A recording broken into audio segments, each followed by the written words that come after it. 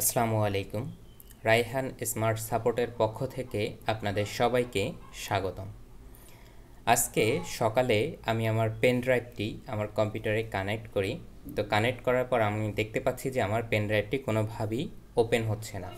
আমি যদি এখানে ক্লিক করে ওপেনে ক্লিক করি তাহলে দেখতে পাবো যে এখানে লেখা আসতেছে যে you need to format the disk in drive H, মানে আমার এই ড্রাইভটা ফরম্যাট করতে বলতেছে কিন্তু ডিস্কটা ওপেন হচ্ছে না।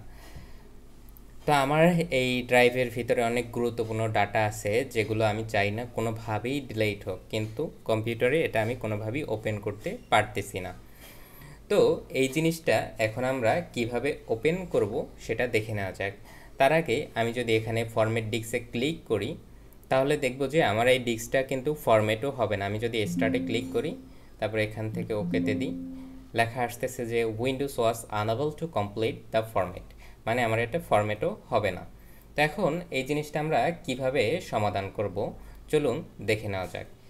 এজন্য আমরা চলে যাব সিএমডিতে, সিএমডি কমান্ড প্রম্পটে চলে যাব। এখানে যাওয়ার পরে আমরা লিখব check, CSK check disk, DSK disk. আমাদের ড্রাইভটা কি ড্রাইভে ছিল, এখানে ইউএসবি এইচ। তো এখানে আমরা এইচ লিখব, দেন হলো ক্লোন দিব, তারপর একটা স্পেস, তারপর একটা ফরওয়ার্ড স্ল্যাশ, দেন হলো আমরা এখানে লিখব এফ।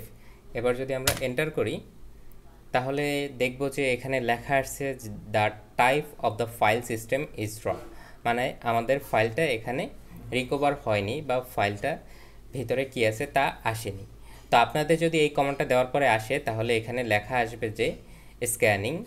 তো আমরা আর একটা কমান্ড দিয়ে দেখি যে আসে কি না। তো আমি আবার এখানে লিখি জিএসকে চেক ডিস্ক, ডিএসকে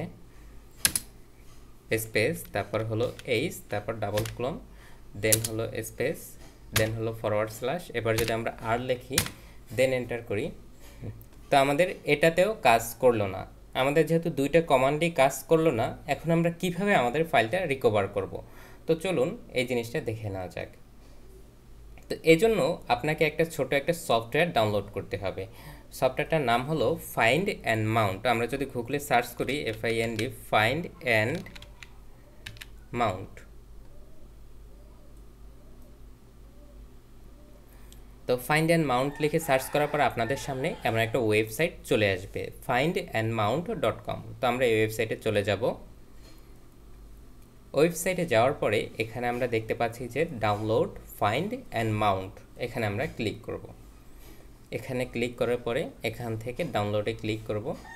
তো এটা আপনাদের ডাউনলোড নিবে না, ব্লক করে দিবে ব্রাউজার। তো এখান থেকে আপনি এই যে এটায় ক্লিক করবেন তাহলে ডাউনলোড হয়ে যাবে।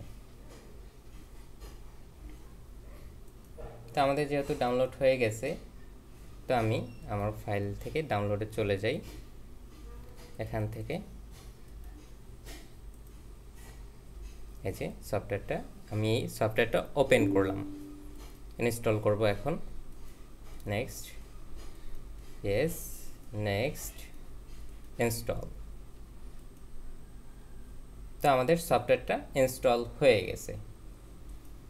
ইনস্টল হওয়ার পরে আপনার সামনে এই যে আপনার স্টোরেজ ডিভাইসগুলো কিন্তু এখানে চলে আসবে। তো এখান থেকে আমি আমার পেন ড্রাইভটা সিলেক্ট করতেছি। আমার পেন ড্রাইভটা যেহেতু 32 জিবির, তো এখানে এই যে উপরেরটা আমার পেন ড্রাইভটা, তো আমি এটাতে ক্লিক করব। ক্লিক করে স্ক্যানে দিব, তারপর এখান থেকে থ্রুআউট স্ক্যান এটাতে ক্লিক করব 3 নম্বর অপশনটাতে, দেন হলো আমি স্ক্যান দিব।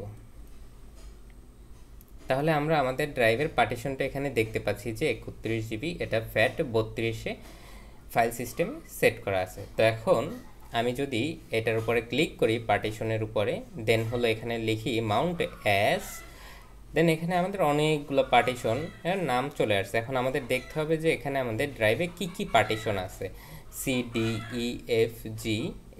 তো আমাদের এই যে নামে পার্টিশন আছে এই নামের বাহিরে একটা পার্টিশন এখান থেকে সিলেক্ট করতে হবে। তো এজন্য আমি দুঃখিত, বাহির থেকে প্রচণ্ড নয়েজ আসতেছে, আমি যেহেতু সকালে ভিডিওটা করতেছি। তো এখান থেকে আমি এনটা সিলেক্ট করে দিলাম। এবার যদি ওকে করি, একটু লোড হবে, আপনারা একটু অপেক্ষা করবেন, এটা একটু সময় নেবে আপনার ডাটাগুলো রিকভার করার জন্য।